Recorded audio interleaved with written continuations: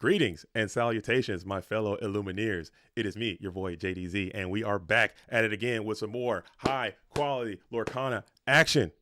But I'm not alone today. In the booth with me today, in the building, I have none other than my Blue Steel associate. I have Rip Lungs, and we're gonna be guiding you guys through this. Talk to him, Rip Lungs. How you feeling today? How you feeling this morning? How you feeling about this tournament so far? What's going on, JDZ, and hello to the Lorcana community on Twitch. I am very excited today. Super excited, not only because we're going to watch these two very skilled players go at it today, but I'm here casting alongside you. Oh yeah, Yeah, oh very yeah. awesome to be here with you, man. And I'm just super pumped up. Can't wait to get into it. Hell yeah, hell yeah. And we got nothing but pulse pounding action coming your guys' way. But first, let's do a really quick tale of Sorry, the I didn't tape. get it. What you said? Okay, tale of the tape. Right now, the competitors that we have Sailor versus Theotime, aka Tim, Theo Tim, Oh, playing this I saw blue him. No? amber strategy versus this red blue strategy. And I'm so happy that Sailor elected to So break this deck out for I'm this assuming tournament, you playing the deck that he is kind of patent pending. He literally wrote the book on this Sisu on ice strategy. It's kind of a control deck, trying to make a late game push, trying to control the board oh, with that's these that's ice the blocks, judge. and So it's going you to triple. be That's fine. an absolute feat. What do you think about this red blue deck? What do you think about the additions that Sailor made for this tournament? No stakes, just Yeah, fun. I mean the first thing that you see or that I would want to see is any new cards from set 6. And Mm-hmm. the first thing that comes to mind is going to be the Maui Shark and I believe the Pirates.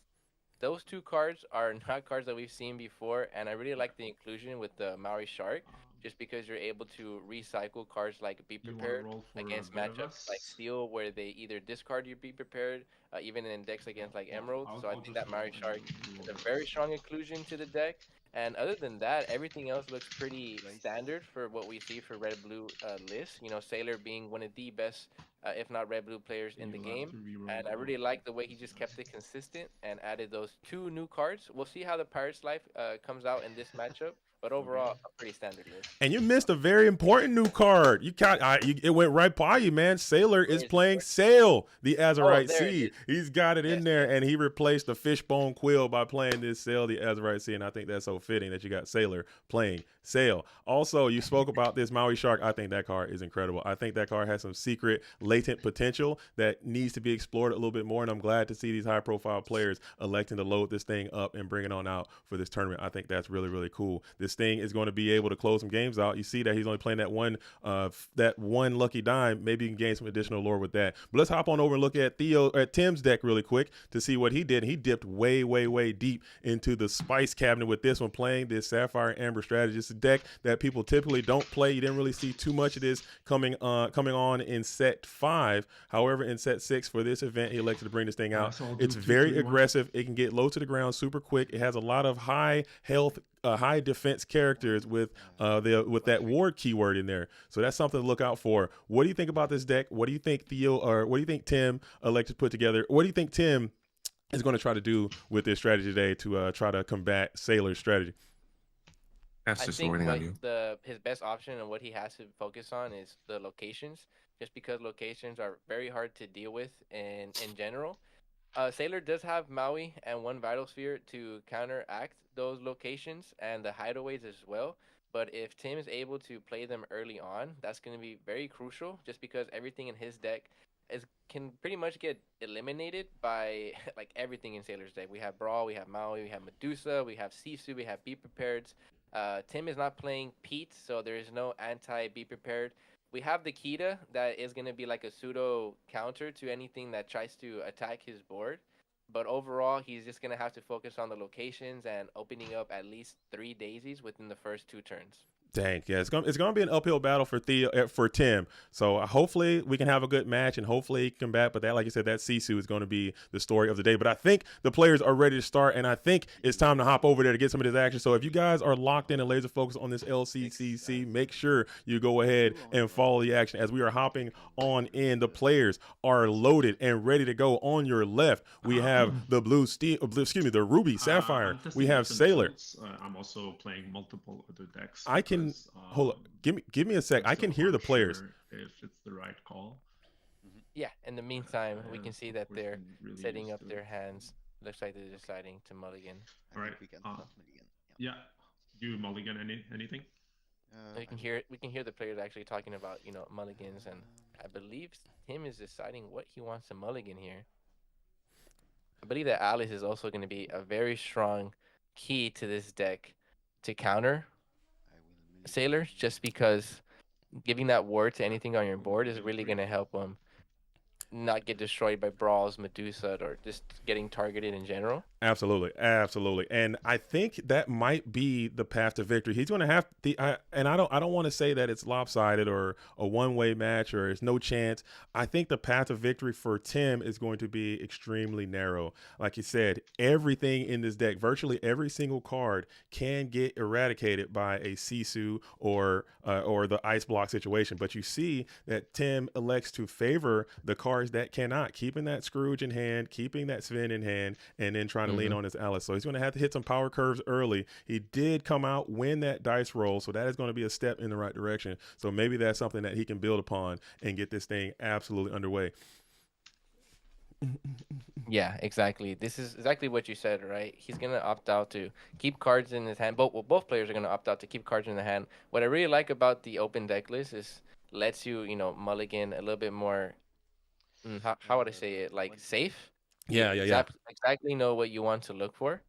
And Tim got the Alice and the location, and looks like Sailor opened up his ramp. So overall, I think both players mulliganed into pretty good hands. I think Sailor has the better opening though, just because of the ramp and the hideaway in hand.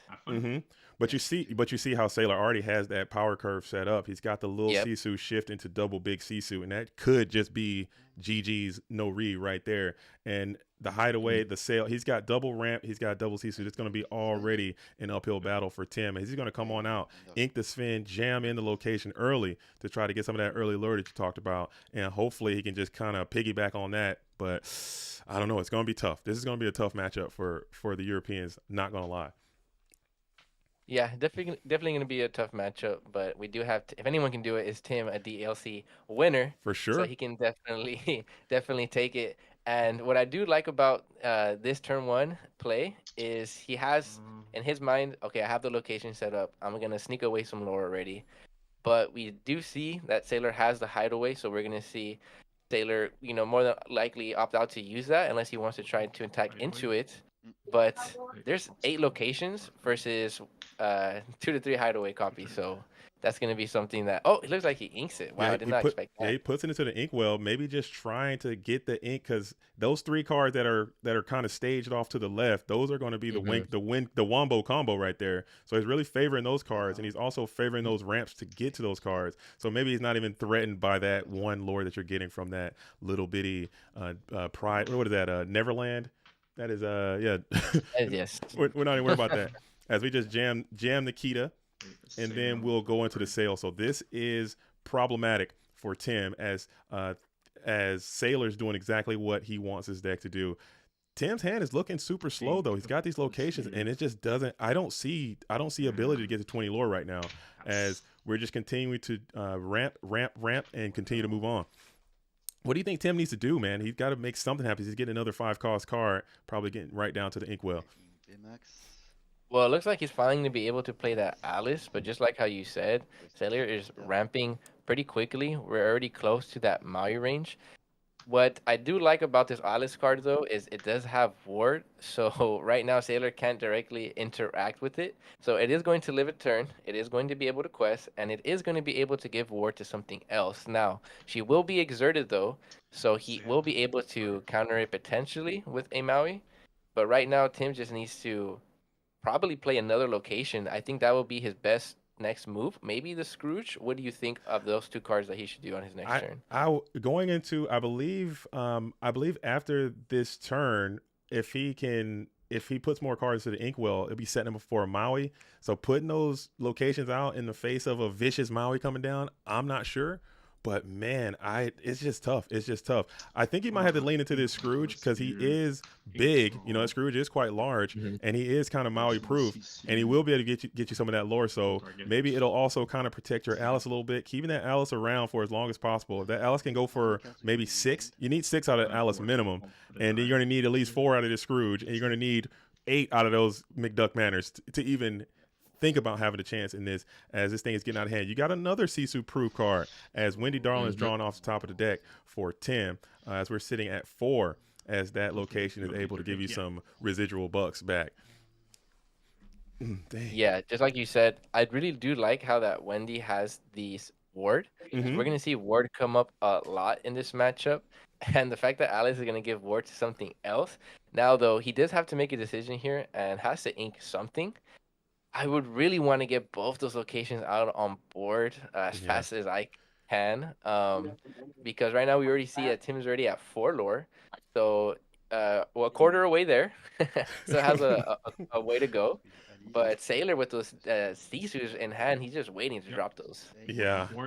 And when that happens, man, I think that is just such a devastating maneuver, and it's just really going to be very difficult to get back from that because this deck, the only way to really refill cards is going to be through those Rapunzels, and this red-blue deck really doesn't offer a lot of opportunities for those Rapunzels to get maximum effect. So there's no way to self-ping in this deck. There's no way to really crash into, get some value back, and get those Rapunzel draws in. So once you run out of gas, you're just completely out of gas, and then it's not good. But you're already at 8 though. You're already at 8. So what's Sailor going to do here next? Is it Maui time, or are we going to continue to try to ramp and get one of these? I think you can go up to 6 and shift now, but is it worth it? Well, if he plays the Sisu, it's not killing the Scrooge McDuck, and he can happily trade into that, which I think you don't want to do just yet because you still have to answer that location that's been sneaking away lore every turn. It's just gaining lore, but he does opt out to play the Sisu and is going to attack the location. And I think Sailor's fine here with getting that value. He was able to pretty much board wipe him if he decides to just trade in. What a turn by Sailor, honestly. And that's I think that's going to be the tale of the day. That's going to be the tale of the tournament or of this round. Is just how can Tim get around Sisu? Deal 6. Yeah, and we see him just play the manner, and Sailor just reacts with the Maui. Just very unfortunate spot if I was Tim, to be honest. But if he can potentially get some locations back to back in draws, I think that would be very beneficial for him. As we'll just ink the Nala, bring down the Daisy, play another location, and you're just racing against the clock. You are absolutely running it down. As now it seems like you got another Sisu that is just spooling up, ready to go. I believe you have enough ink to put it out. If you ink the Pirate's Life, perhaps. I think that'll put you up to 8, and you can drop it if you elect to do so. I do like how I said earlier that the Pirate's Life, not sure if it's going to come up. But, I mean, in this matchup, when you're racing, that 2 lore is definitely going to be a huge advantage both ways for him to be able to take 2 away from Tim and then gain 2 himself. Oh, that's so powerful, man. That is absolutely powerful. As you get devastated by another Sisu, and now this is the dark time for Tim, as he's just sitting here top decking. You can top it. You have enough ink to virtually play every card in your deck, so you can just keep spamming cards to the field. Hopefully they live, and just keep turning them sideways until you can either win or the game just comes to a screeching halt. It's not looking good. 1 card off the top of the deck. Ugh, I don't know. Yes, if he does play a manner, he'd be able to get an additional 2 lore, but other than that, right now with 0 cards in his hand and his draw engine being offline, even like getting a Rapunzel with no body on board is going to be quite a difficult task to overcome. Yeah, but you are at 12 though, so that is some good stuff. You do have 12. 12 is, that's a couple of manner shots. That's a couple of if you could just build a huge board really quick as a Hiram comes down and just gets 2 more cards. If you can just build a pretty nice sized board, maybe that'll be good enough. Maybe. Play a vision of the future. And it looks like he's just sticking with 2 Hiram, with 2 cards being drawn off Hiram, playing a Visions, an additional 5 cards. That's 7 cards in 1 turn that Sailor gets to look at. Now he's only gonna be able to add 1, but being able to look at 5 cards, me personally, as a Sapphire and Steel enjoyer, I love Visions of the Future. I think this card is very strong. In particular, do you run this card yourself? I do. At first it took me a while to get it going at first, but then after I saw you playing, I saw some other high profile players using. I was like, this card seems great. Just 5 cards digging, especially when you're not playing Will, just getting to getting to the card that you need to kind of seal the game. As you're going to grab that Tamatoa, not Tamateo, you're grabbing Tamatoa off the deck, and now you're going to get the ice block, and this thing is just, oh man, this is. I can feel Yeah. the wrap tightening as Tim is just looking for a path to victory. You're going to draw into the Donald Duck, not as good without anybody to protect and nobody to give that extra lore to. So you're going to have to figure out a way to get something on. You'll put him down, just in case. Maybe just leave him into normal mode, and hopefully you can just continue to just draw a card and swarm the board and get that final additional 8 that you need, man. I think that could be, but we're going to ice block here. Man. Oh man. How do you think Tim can get out of this? What cards do you think he can put together to get out of this situation? His best scenario would be being able to play a body or anything on board and it leaving a turn. Mm-hmm. So that would be anything with Ward. If he's able to potentially get Wendy out, because a Alice can be killed by a big Sisu if he drops one, just because she has that one attack. So he would need Wendy and Wendy quest for 2, and probably just another Wendy back to back. To be honest, from 12 lore, it's still 8 lore, but if that Donald lives for a turn, that's 1 lore shorter. But we see Sailor just full gas, playing cards, drawing cards. He has 3 cards in hand that are removal. He's just speeding this one. Yeah, this is. I'm trying to stay as positive as I can. But the positive note, hey, it's NA baby, and we're about to be on the map. If you guys haven't noticed, in this LCC, the Europeans have come out and they've absolutely dominated this tournament. Currently, right now, they're 14-7. As Tim has just seen enough and says, you know what, let's get the hell up out of here and let's get on into a game number 2. As that went about as good for Sailor as it could have gone, and about as poorly for Tim as you could have imagined. I mean, there's really not a lot you can do when your deck is designed to get guys sideways and quest and ward, and you got a deck that just doesn't care about any of that. I mean, there's not a lot of opportunity for you to demonstrate your skill and your ability to play the game, you know, because it's not gonna be there. But still, taking nothing away from both of these players.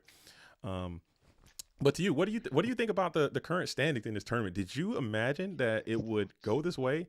14-7 currently is the score total in terms of wins. Europe is just dominating heavily. What do you think about that? How did you? What are your thoughts on that outcome? Well, I think when you have a tournament and you're getting DLC winners, very high skilled players, honestly, it can go either way. Obviously, you know, being NA, I was rooting for my team a little bit more favorism. But to be honest, I expected it to go pretty much 50-50. Like, I treat, Larcana and the competitive scene, like, I love it, right? I love seeing all these players come together, playing high quality games. We're able to see the set 6 meta happening, right in front of our eyes. So with LCC queues coming up, we know we have the Paris LCCC queue this weekend. With these players and coming, and pretty much I believe all of them have their invite, I expected everyone to go at least 50-50. I can't say I did not expect the Europeans to have a very high of a win against us, but at the end of the day, matchups are a thing. But overall, I think this round NA is up in games, if I'm not mistaken. No, NA is down. NA is down in this one. I believe for this round, it could be tied. I want to say, but NA is definitely down. For sure.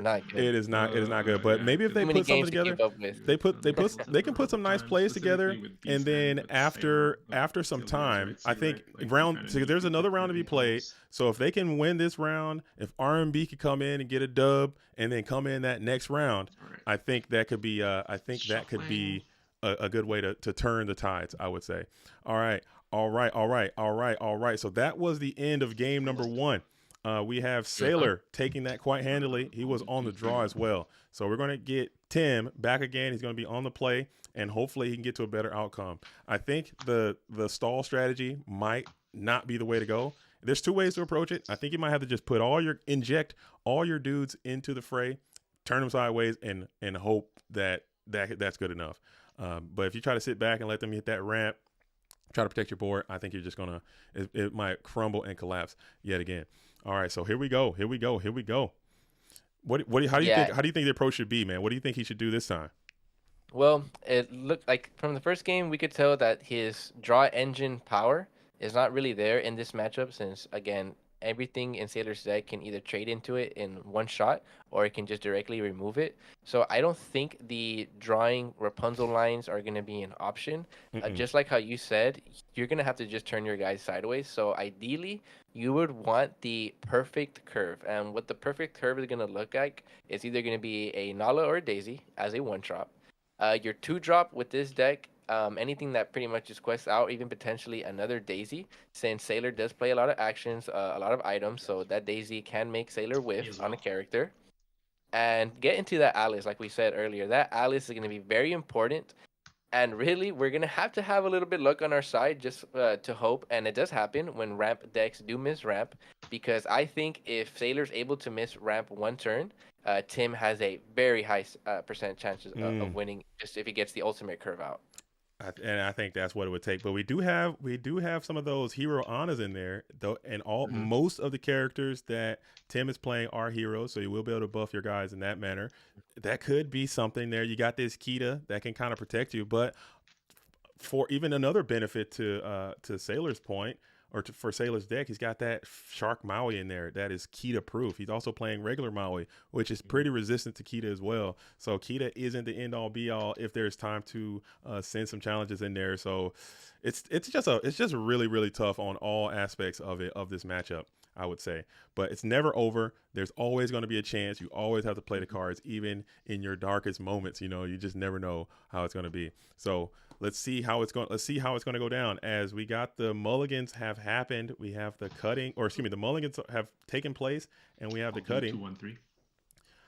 What do you think Sailor is looking for to be on the draw against Tim? Because other than ramp, right? Obviously, we want to see the ramp, but what is he looking for as far as just because if he focuses too much on what Tim's doing, it can get awkward for decks when aggro decks, make you play a certain way, and then you're not even, for example, you miss ramp or something like that. What do you think Sailor needs to focus on? I think if I'm Sailor, I'm trying to do exactly what I just did in the previous game. I'm trying to dig as fast as I can to get that human Sisu, get that big Sisu, get that Sisu shift going, and just dominate from there. Because after a Sisu resolves in this matchup, it's basically over. I mean, because it's got the ability to then start challenging those locations.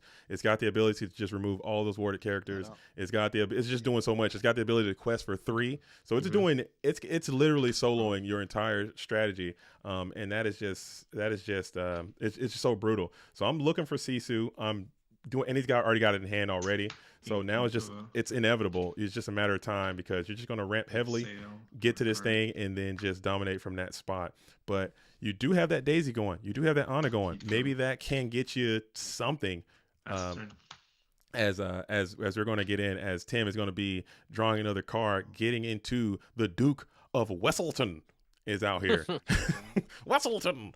Duke. You know what's interesting about this? Oh, let's see if that Daisy. Fortunately, I did say that he could whiff, but he did hit that Hiram. But I was gonna mention, JDZ. Right now we're seeing 6 lore on board.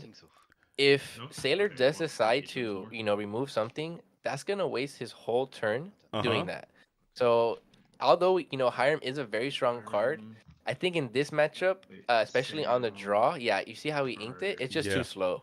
Right. He really needs to be able to do 2 things in one turn, and he's only going to be able to remove 1 body, and Tim's going to be able to sneak away another 4 lore, and that's going to put him at 10, already halfway there, and that Alice is going to get to live. So this is the really good position that Tim is in right now. It is, but you see what it is. You got that human Sisu down now, and you got that other the big Sisu just spooling up. You can hear it charging up in the hand, just ready to jump in for another devastating blow. As we're going to quest this Alice, we're going to give ward to Daisy. Damn. Okay. What did he? I think Yes. he might have did it in the backwards right there. order in order to check your draw first, but it was very Yeah. see what it is. I think he did a little bit of Right, backwards hold there. on. I can hear the chat. I think you guys might be able to hear them as well. I can't. Mm-hmm. Ink sail shift big Yeah, it looks Sisu. like he meant to do that, and we see that shift Sisu. Unfortunately Oh. for Tim, because that's just a very strong card to counter his board. That was his best All right, go ahead. chance to close out the game there, but it's still not over. He needs to draw another location here. Yeah. You get your lore. You do gain 2. You get 2 here, and then you can kind of. He's got another Sisu in hand too. Oh my goodness, this is just brutality, man. Because if you just swarm the board and get more guys down, another Sisu can just come. You can even shift it if you wanted to and just blast again.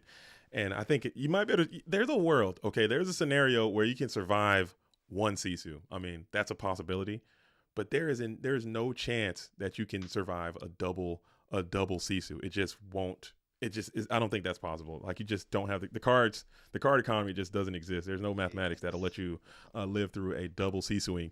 So we're gonna hope, and we'll see as we're gonna go ahead and shift the. We're gonna shift the Sisu back to attack. We got a third Sisu. Okay, so Third Sisu. holy moly. This is just a Sisu domination. Sorry. I'm gonna shift big Sisu again. Oh, Yeah, Sailor you did says it. sorry. He has to shift to Sisu, take out the location. Inca Brawl. And even if Tim wanted to play another bodies, we see that he has the Sisu in hand, but that Wendy does have 3 attack and ward, so he can still sneak away.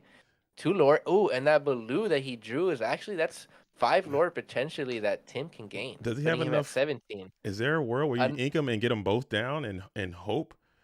I mean, you're gonna go Baloo here, and then you're gonna leave him in normal mode, no bodyguard required, and then you're gonna pass it back on over. This is That's it. maybe there's a chance. Maybe there's a scenario that this could happen. Iron, We'll see. Mm-hmm. Ow. Yes, definitely is. Oh man, we do get the see, though, Vitalosphere as well. Yeah, we do see him have time to play the Hiram, which in spots like this, that's what you want to see, just to be able to draw more outs to whatever Tim can do. And that Baloo is going to get that 3 lore on destruction. So, 2 lore, my mistake, 2 lore. So, about just 6 lore shy away. And that Sisu is going to be questing for 3 every turn. Okay, so we got double Wendy though. Double Wendy. Double Wendy. Can you get all 3 of these down? No, you only have 4 ink. She has 3 ink. She costs 3. Okay. Okay, so this might be the path. I think this could be the path. No, he's got another Sisu in hand. What am I talking about? There's a third. But Wendy is 3 attack. Wendy's 3. Wendy That's is right. 3 and attack, it's got ward, so you can't ice block and it we either. know, and we know that Sailor does not play any Tremaines or any Tremaine effects like that. So Tim is going to be able to security get 16 up to 16 lore next turn, and he does have another Wendy in his hand. So we do see him going to 18. So there is a chance, JDZ, where if he gets into a Baloo, but that's 2 turns, right? That's 2 turns for now. You're saying even if it's 2 turns from now, so he's going to need 2 turns to do that. But you're telling me there's a chance, okay? All there we is can a chance. ask for That is a chance. No, that is a guaranteed passive victory. The Wendy and another Baloo. And we also have we do have that be prepared as well. So at a moment's notice, if you felt so inclined, you could blow up this board and then just rebuild another one. It won't be as formidable as the one you have currently, but it'll still be quite good as we're just going to continue to quest for 3 and pass. All right, so Tim is literally holding on to the bootstraps right now as you're going to get one of those 1-drop locations. And maybe there's a world where you spam this other Wendy and just enter into... Oh, no. Let's see. Yeah, this is very interesting just because Sailor his board looks very scary, but Tim's not giving up, and he's putting his bodies on board. Nice. So he's continuing to dig. He's continued to drive on as we are readying to Hiram. Gets another Hiram. You don't have any items to pop, but he's committed everything to the play right now. So even a be prepared right here might be a GG if he elects to blow that up right now, and then you can kind of got to let it go. You got another Sisu. You got a hideaway. because this is technically game on board. If you don't crack this board that Tim has put together, the game will come to an end here. But we'll see. Yeah, because he got 6 right now. Yes, because that Duke does have 2 lore and it does have ward, so we didn't even need the blue. This is guaranteed a game on board for Tim if Sailor's not able to respond. But we do see he does have 2 outs because the Sisu can get rid of that Duke Wellington with the attack, but then he would leave that Wendy on board. So the question is here: is Sailor going to risk Tim leaving that Wendy alive, putting him at 18, or is he just gonna sing "Be Prepared" with the Hiram? Yeah, it looks like he's not gonna sing that "Be Prepared," He's so not. he's gonna let that Wendy live, Sorry. and hopefully that does not does not come bite him back. Play Big Sisu. I still think I think that Be Prepared is just going to be the absolute coffin nail. I think that's the final win condition. I think that is just going to be the end of the game. So he's really holding on to that thing just in case stuff gets completely out of control, and he wants to keep his questing power high. So I don't hate to not be preparing there, just kind of keeping the questing up, keeping the pressure on. Your opponent can't beat you with 1 card, 1 less. Oh, he was 1 lore away. Just to prove the mistake. Yeah, you see how he said it was a mistake to let that live? No, it was a mistake. No, the mistake was made early in an earlier turn because he quested the Daisy before he quested the Alice. Oh, he quested the Daisy before he quested the Alice, and that would have given that Daisy an additional lore, and it came up at the end. Wow. Intro Every lore matters. Every piece matters, man. Dang. Oh, he made. Oh wow, I totally forgot about that error that he made earlier in the game. Yeah. I needed to. Oh wow, yeah, and it's crazy how we were able to he had so many different types of outs. That is just insane. Right now, I can't wait to do some interviews with the players and ask them about what happened. Naturally into it, both hands. Absolutely. Dang. But still, yeah, he there was Be Prepared that was looming. He had to let it go looming, so he still had some options for it. And that was a crazy quick match. I mean, a quick decisive victory. We take those all day over here in NA land. We love a quick match sometimes. But man, oh man, that was devastating. But we'll get the players in here, and we'll see what they have to say about it and what their thoughts were going into this matchup. We can kind of talk about their decks a little bit, kind of pick their brains a little bit, and then we'll see. So joining us in the booth, I have Sailor, fresh off of a fresh victory in round number 3, going to a 2-1 in the series so far. Sailor, can you hear me? Are you coming in live and direct? Oh yeah. I can. Nice. Congratulations on your victory. Congratulations on moving on to 2-1 and taking down Tim in his super aggressive deck. We were talking about the decks before the stream started, and I'm telling you, if it seemed very, very difficult for your opponent to get to the dub. I'm not gonna lie. It seemed tough. So talk to us about your thoughts going into this strategy, into this matchup. We saw that you were kind of favoring those Sisus in your mulligans and getting to that ramp, getting to that shift line. Were you just all in on that? Can you talk about that for a minute? Yeah, absolutely. Thank you for having me. Of course. And yes, I have studied a little bit of the matchups, and I found out everything I wanted to do was to ramp on 2. And if on the draw, I kind of needed to ramp on 3 as well if I had any chance of being able to keep up with this aggressive starts. So either Brawl or Sisu along with the Sail on turn 3 to be able to go to 5 ink on turn 3 plus deal with something was very important. And so I'm not going to keep Big Sisu much in many matchups, but this one definitely, because it swings the game heavily into my favor as long as I can find one. And as we've seen, it's even better if I find 3. We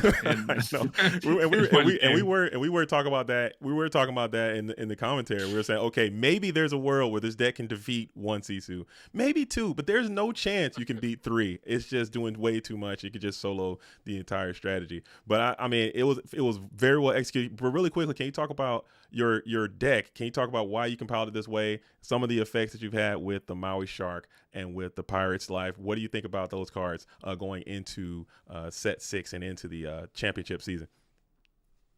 All right. Yeah. So I knew that one of the most problematic card for a control deck would be the introduction of a new rabbit into the format in the form of Genie, which quests for 2, but also cannot be challenged through non-evasive characters.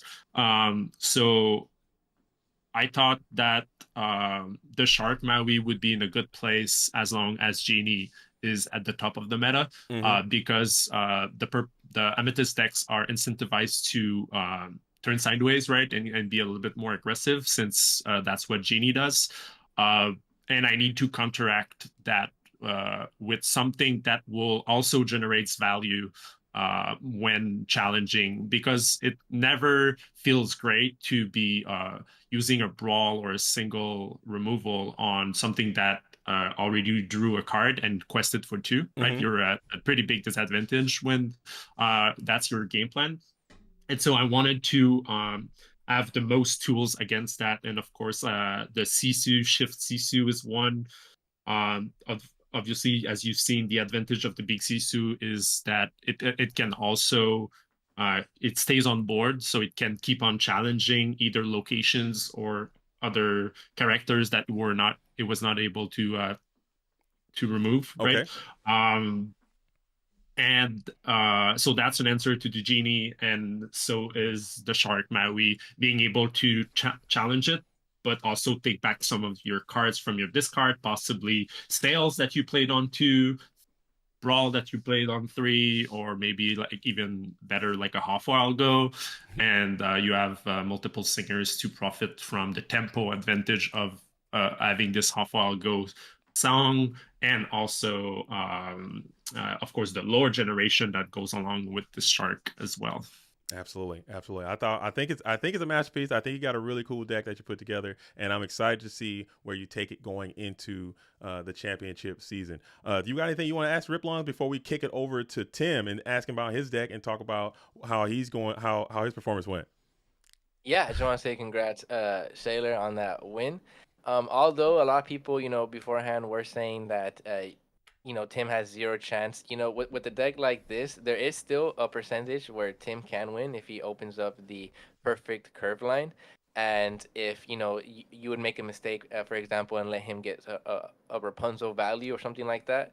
Yeah. But in this particular, what happened in that scenario where the Daisy and the Alice, I believe he quested. I believe there was something I heard you guys talking about it, because it's crazy how the game came down to one lore. And just like that, right? People saying that, oh, you have such an easy win, but again, like, this deck can sneak away the lore. Absolutely. I don't think it's an easy win at all. In fact, I think it's very play draw dependent, and this is gonna be something that is gonna be really prevalent in the set 6. Everybody got so much better on the play, and it's all about trying to be good on the draw as well. I think he's very, very unfavored on the draw, and I think he's slightly favored on the play. I just happen to have the absolute nuts, and I've said to my teammates before the match, I said, either I need 2 of those things, of these 3 things. I need to either draw well, win the die roll, right, and him not having the nuts. And I didn't win the die roll, but I had the 2 other prerequisites for the win, right? He made a mistake there. We talked about it. Like, he said, "Oh no, I requested to Daisy to know what I was gonna give you off of the Daisy to try to influence my play, just as like a pattern that you always do, right? You want to have the information before committing to your plays. But of course, with Alice, it forces you to do something that you're not used to, and he just did it in the wrong order." And he said, "Oh no, it might bite me off," and it did. But I had B prep, right? So like, I would have make a different play on my not last turn, but the turn before, right? I would not have played the big Sisu. I would have quested with everything, Sing, B prep. Okay. and yeah, do something else, right? Just to make sure that I don't lose to a Donald Duck off the top, which yeah, just Which Which you to just so happened. for the happen to have maximum too. punish, right? Is Tim here? Is Tim in the call or No, he had to go, oh, I he had to think. take off. Okay. But yeah, Okay. that was crazy timing though, because he definitely just so happened to have either that or Baloo. I think could have been a great pickup. But Sailor, you're going into round 4. Are you going to be able to close this thing out? Because I'm representing Canada. I'm representing North America. We're getting kind of dominated in this event. Can you explain Yeah. what the preparation was? How did that happen? You got the MVP, you got Artifact's MVP out here taking down Zan, taking down Dale, 2 back-to-back goats and Green Steel, beat them both in one Yeah. tournament. That's probably never happened. What is going on? Why are we getting dominated so heavily as NA versus this EU thing? I need to know from the inside. What are you guys talking about? Are you guys communicating? Are you guys training? Are you what's going on behind the scenes? Can you just paint a picture for us really quick? Nice, yes. So we did a quick meeting the night before the start of the tournament to just confirm our deck lists and see what the other players were thinking about them. We gave some, obviously, some suggestions to everyone on each of their deck lists, but we didn't make much change. I think Zan and Dale definitely tried to tailor their deck towards a little bit more aggro, right? Zan adding the Captain Hook for that, and also we didn't read our opponents on much Steel Song, so they also took out one of their Ursula, right? So they made some adjustments, thinking that there was going to be a little bit more green Emerald Amethyst than we thought, right? Like we thought there was going to be at least 2, maybe 3. In the end, there was only Artabax, and Artabax, of course, being the pillar of this archetype, showed that it can go toe-to-toe with Steel in set 6. And I think the guys maybe it became like a closer matchup. But since the Green Steel players made only small adjustments, and I think the problem with this Green Steel discard deck is that it's not really good at sustaining deck changes. Like it's really dense in what it needs to have. Right, it needs to have the right number of songs and discards and stuff like that. So I think the deck has proven that it needs to change, and it's not easy to see how exactly. And I think they wanted to test if the discard strategy is still worth and is still at the top of the metagame. And I think we're seeing that it's not at the very top. From like before, it would just very dominant aggro strategies, and I think we've seen that. Now aggro strategies have definitely more tools to fight that type of things. I also think that it's like these Emerald Amethyst decks are a bit tougher to play than most people realize. And Artabax being a very good player, of course, shown that in given a good player, you can do a lot of great stuff with that deck. 100%. I think the days of green purple being bullied off the playground are kind of coming to an end. I think they got some new tools, and they're here to play, and they're here to stay. And I think set 6 is going to open up, no pun intended, a whole new world is going to come out. And I think there are going to be new decks that come to the forefront, and maybe your new take on Sisu on Ice can be that new top tier meta threat. But you got anything else you want to say to Sailor before we wrap this thing up, man? Congratulations on your victory. I'm Canada strong today, Canada pride. You know what I'm saying? I got my American flag jacket on, and I'm representing North America. I'm glad that we got to put one into the win column today. Oh yeah, absolutely. Thanks for commenting, and I'm happy to be moving the team one win closer to victory. Absolutely. Yeah, I just have one more thing. I know you have your European homies waiting on you. Just one last question. Again, we see a lot of people talking about, red blue. If it gets pushed out of the meta, it gets pushed out of the meta. I think this deck is still very strong. Do you have just anything to say to that? Because I don't see this deck going anywhere. It needs to fight in more different axes, so it's very hard. And I think the whole meta is harder to approach in both in deck buildings, but also in gameplay. And you'll need to be a little bit more aggressive in your mulligans when you know the matchups, and you'll need to recognize what do you need in specific matchups. And as we've seen in this game, right, knowing what you're playing against will play a big role in how you can approach that mulligan. And I think it streamlined a little bit of its mulligan strategies, and we have more consistent ways of ramping on 2 and sometimes even on 3. But it also has to fight more different axes, as I was saying. So I think we got better, but I think some of the other decks also got better a little bit more. So as like we green, steel, and red, blue ended up being the 2 best decks in set 5. And in set 4, basically, like and there was, of course, like Ember Steel and Ruby Amethyst, not too far off for sure. But now I think we're living in a 6 good tier 1 decks. Wow. And now red, blue, and green steel are not S tier anymore. I don't think. Yeah, I think Very we've well fallen off a little bit, and but I don't think it's going anywhere now. Awesome. Thank you, man. Thank you for your time, and congrats again. For sure. Thank you Thank so you, much guys. for coming by. All right, and that was Sailor, fresh off of a round 3 victory in dominant fashion. I'm talking 2-0 swiftly. In a matter of minutes. That thing was in and out of there. But still, taking nothing away from Tim, I think he just kind of went up against a chainsaw and just did not come out on top. But I think we got it. I think we got it done. Yo, Rip Lungs, thank you so much for coming by the booth and kicking it with me. It was a lot of fun. Where can we find you? How can I get more Rip Lungs in my life if that is something that I want?